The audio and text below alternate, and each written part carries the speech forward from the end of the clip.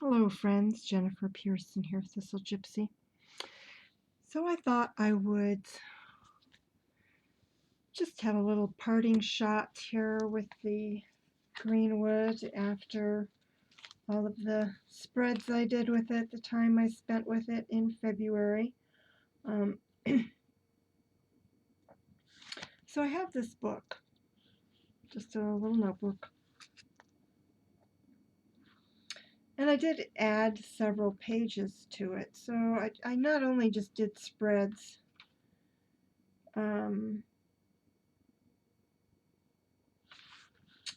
I added, well, I made notes on what I was perceiving as I went that I've shared in videos.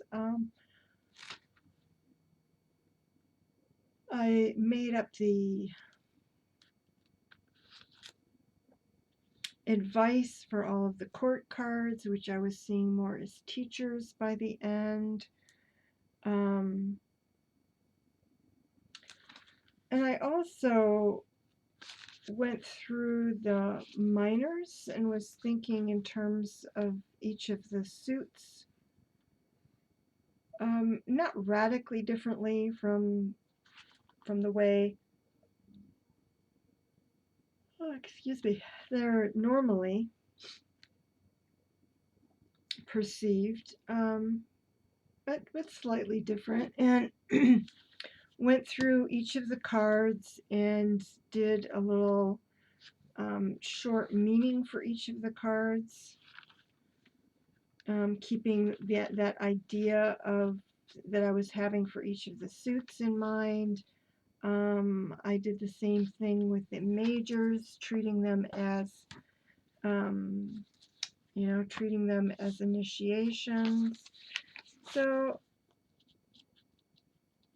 I'm happy with the amount of work that I did outside of the readings on YouTube, to preserve the insights that I had about the deck. And in fact,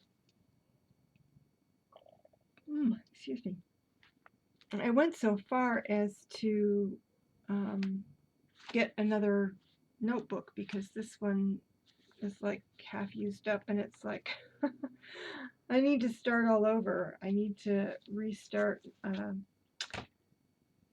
a Greenwood notebook, kind of consolidating the insights and expanding on the insights, and that's one of the things I've liked as I've come to the end of this.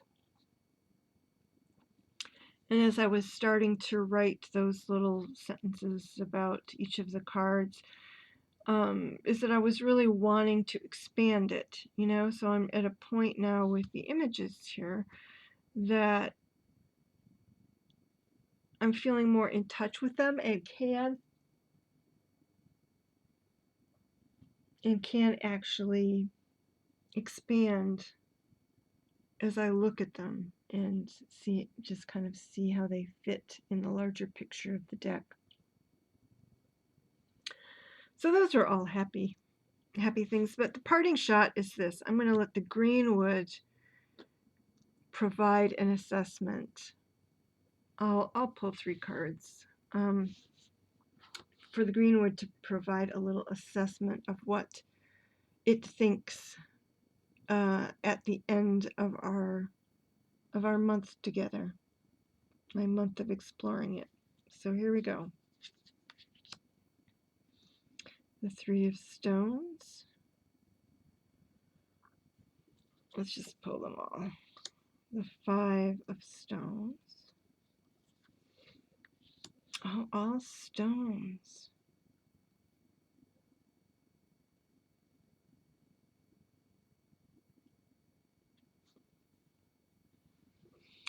I think I see this as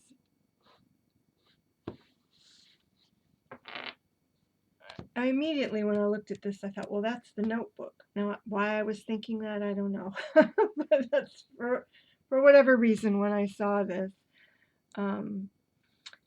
And she is kind of like carving something in the stone right there. That's what it looks like to me.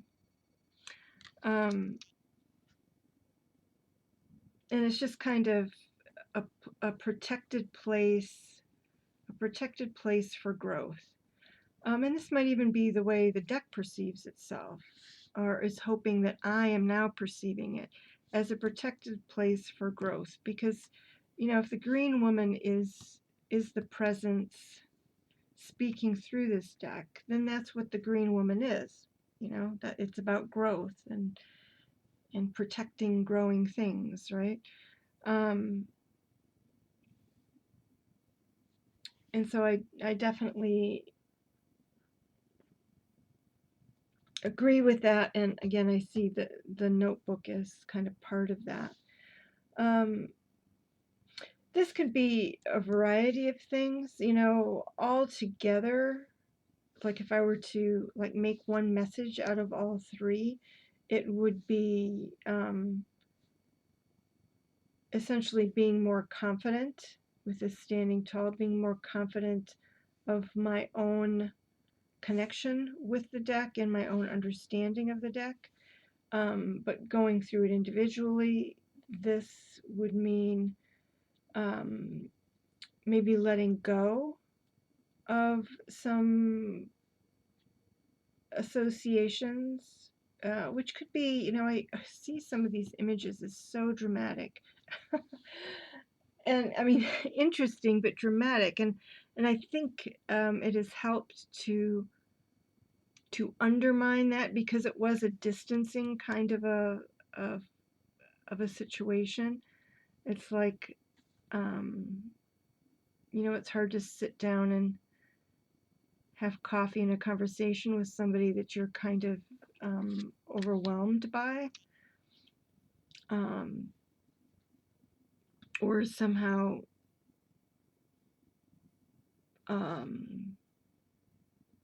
in awe of, or it's like you're expecting everything that they're going to say is going to be profound, and so you miss the fact that sometimes it's just not. Or you feel like you have to produce something of similar profundity, and then you don't say anything. And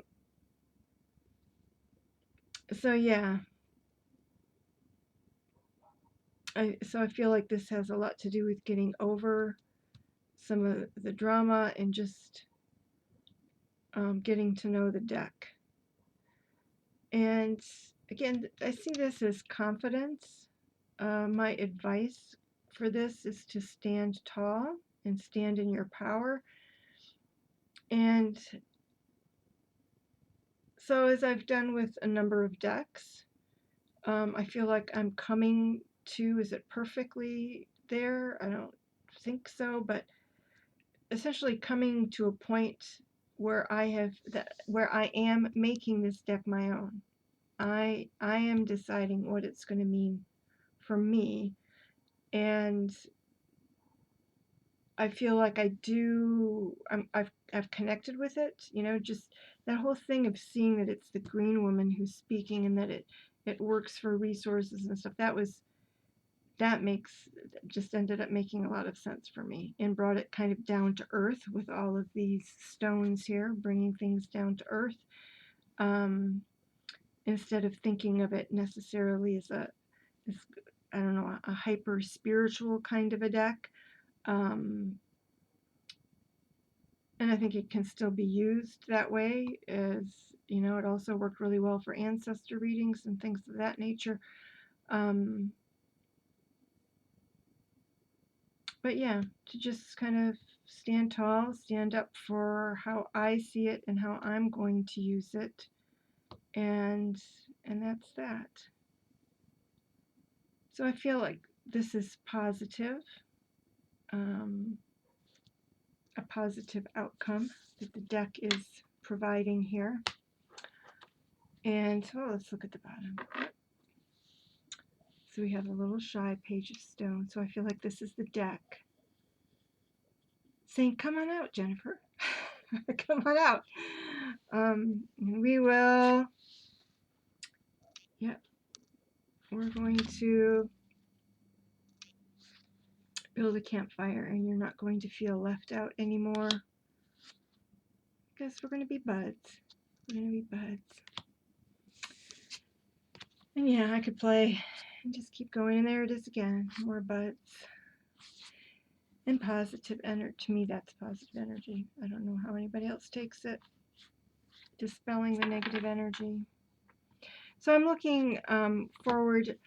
I will say this. I don't think that this is a deck I would use very much for others. I could see it still being kind of a personal deck. I could see doing it. Now, I'm not doing readings for others at the moment anyway. Well, I am thinking about starting something on a limited basis, but because it is frustrating to get to know decks and say, oh, well, it's really good for this kind of reading, and then it's like, well, I don't have any reason to do that kind of a reading. Yeah, so that's a little frustrating, but that's part of the reason. It's like, well, I doubt I'll be doing. For one, I can't see doing a lot of ancestor readings for anyone, even if I were up and advertising for it. I just don't see that. And even the kind of finance and resources kinds of readings, I don't.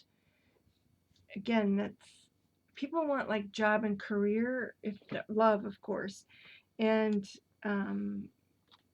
then job or career. And to me, this deck was not doing job and career, but resources. Like, how do you kind of manage what you have? So that's it. That's bye-bye for now with the Greenwood Tarot, and moving on to the Rackham, which I couldn't resist and already was playing with and already uploaded a video for.